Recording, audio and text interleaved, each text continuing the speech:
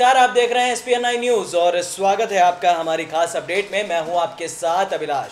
इन दिनों लोकसभा 2019 का चुनावी दौर जारी है और यहां पर सभी राजनीतिक दल अपने अपने तरीके से अपने अपने हथकंडे अपनाने में लगे हुए हैं।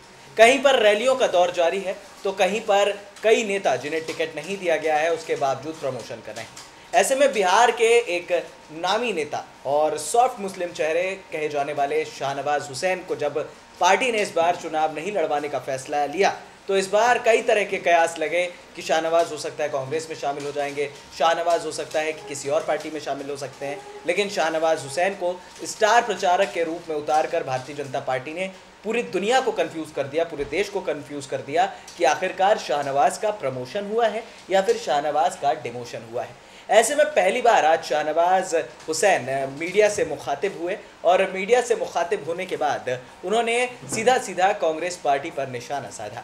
दरअसल उत्तराखंड में पहुंचकर यहां पर शाहनवाज हुसैन ने सभी राजनीतिक दलों को पहली बात तो चेताया और बताया प्रधानमंत्री नरेंद्र मोदी की वापसी कोई नहीं रोक सकता। उन्होंने 400 से ज़्यादा सीटें जीतने का अनुमान लगा लिया, यानी कि पिछली बार बीजेपी जो 344 पर सिमटी थी, इस बार भारतीय जनता पार्टी जो है 400 सीटों से ज़्यादा बाजी मारेगी, ये कहना है शाहनवाज हुसैन का।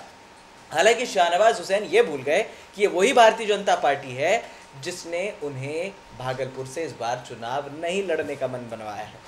दरअसल आपको बता दें कि जितने भी वाजपेयी साहब के समय के नेता थे, जितने भी मंत्री पद पर कार्यरत थे, उन सभी का पत्ता जो है अमित शाह ने काटने में कोई जो है देर नहीं लगाई, चाहे वो सुषमा स्वराज हो, हालांकि वो तो खुद बैकआउट कर गई थी। सुमित्रा महाजन ने भी यही कहा कि वो बीजेपी का असमंजस खत्म करना चाहती हैं। उसके बाद शाहनवाज हुसैन थे, लाल कृष्ण आडवाणी साहब थे।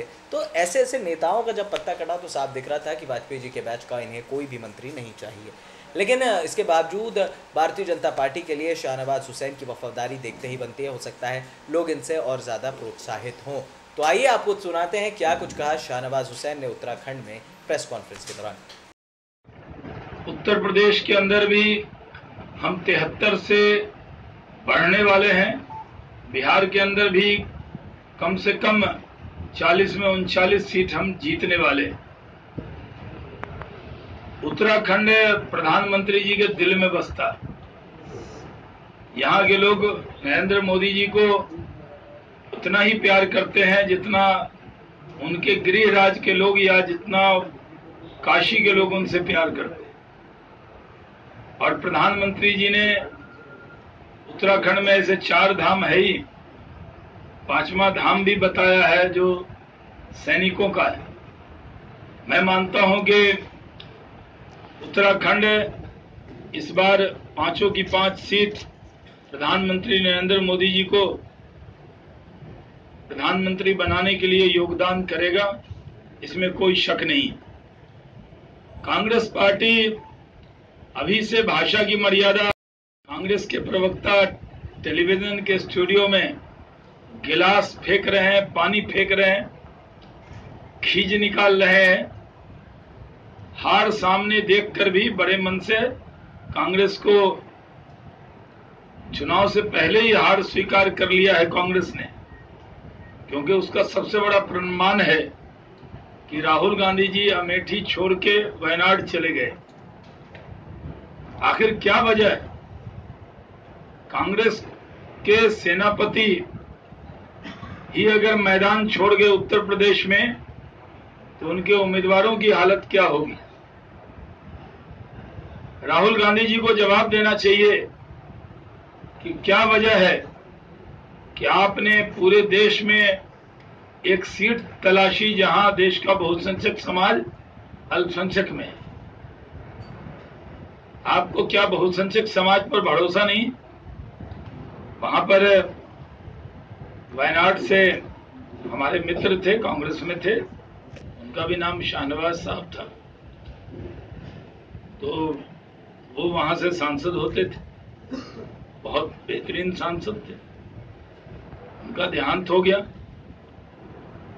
कई बार उन्होंने रिप्रेजेंट किया शाहनवाज साहब ने वायनाड को। राहुल गांधी बहुत प्रेम जताते, लेकिन सीट भी शाहनवाज साहब के सीट पर वो वहां चले गए और उनको ये बताना चाहिए कि आखिर उनको अमेठी में इतने साल काम करते हुए, जबकि पिछली बार ही स्मृति ईरानी जी ने अलार्म बजा दिया था, उसके बाद भी 5 साल तक राहुल गांधी जी अमेठी में, अभी 2014 से 19 में भी उनको खुद पर भरोसा नहीं हुआ। अगर खुद पर भरोसा नहीं है तो दूसरे लोग उन पर भरोसा कैसे कर सकते हैं? आज कांग्रेस के नेता हैं, जहां जहां सरकार बनी है वहां जन धन में जुट गए।